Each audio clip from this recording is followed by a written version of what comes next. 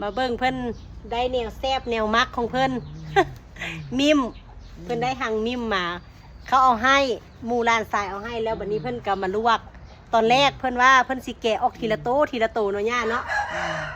เขาบอกให้ลวก แกะโอ้ยนั่งแกะอยู่พอมาหึงได้จากโตนึง บัดนี้เพิ่นก็เลยลองไปเฮ็ดคือเขาบอกเบิ่งลวก ออกอยู่ลุยๆเนาะออกลุยๆเลยเนาะบัดไปลวกแล้วเนาะคู่ออกมาคู่ออกมายาวๆเดี๋ยวสักหน่อยสิกลับกล้องให้เบิ่งเด้อได้ไล่เติบเนาะย่าเนาะเอ้าอันนั้นใส่แป้งนัวนะบ่ซาวแป้งนัวใส่น้ำบ่แป้งโน่ใช่แน่แป้งนัวใส่แน่ซาวให้มันสิโนคันเต้นแล้วมันก็สิมีตะมันๆเนาะย่าเนาะเกลือใส่แป้งนัวกับเกลือจักน้อยอย่าใส่หลายจนได้เค็มเด้อเค็มแล้วสิบ่แซ่บได้บัดนี้นะนี่สาวบ่บัดนี้มิมได้พี่น้องอันนี้นะมิมมันสุกแล้วเนาะย่าเนาะสุกแล้วพ้นแบบนี้นะมกก็แซ่บมกก็แซ่บเอามกก็เป็นบ่มกก็เป็นมกแค่ใบตองคือลูกต่อนี่โอ้มกแห้งแซ่บเพิ่นว่านะสาวซะเลยเฮ็ดจังได๋บัดนี้มันกินเบิ่งบ่เมื่อกี้นี่สาวน้อยซีมละคันคอบ่คัน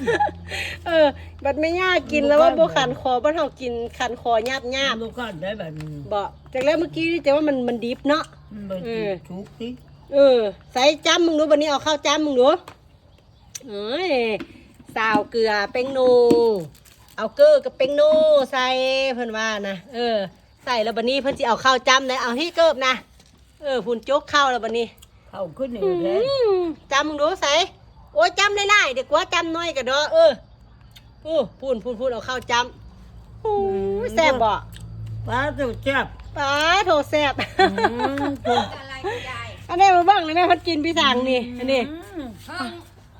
มิมเพิ่นว่าน่ะบ่แม่นมิมเพิ่งอันนี้นะเพิ่งบ่เพิ่งเนาะเขากินเมื่อกี้แล้วว่าขันคอยาบนางเพิ่งน้ำฮ้อนได้เมื่อกี้นี่เอามาแต่ว่าบ่หันได้ลวกเพิ่นระบอกให้เอาซีมเพิ่นยำขมากนะอีน้อยซีมมึงดูเพิ่นว่าเฮาแล้วซีมไป2คำลวกน้ำฮ้อนอยู่ข่าวนึงแล้วว่าคันขึ้นมาญาบ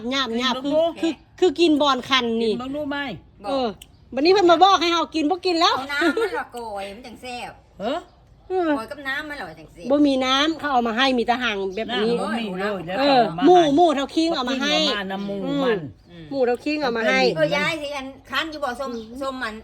ปลาส้มปลาปลาซิวเอาอยู่บ่สิเฮ็ดอยู่บ่เอาไปได้ปลาซิวเอามาให้แล้วบัดนี้อีอันเพศอันมกหวานนี่มันมาแต่ช้ายมันคือบ่มาให้แม่เฮ็ดชมจะได้มาได้สิได้ปลาน้องดูน้องโอ้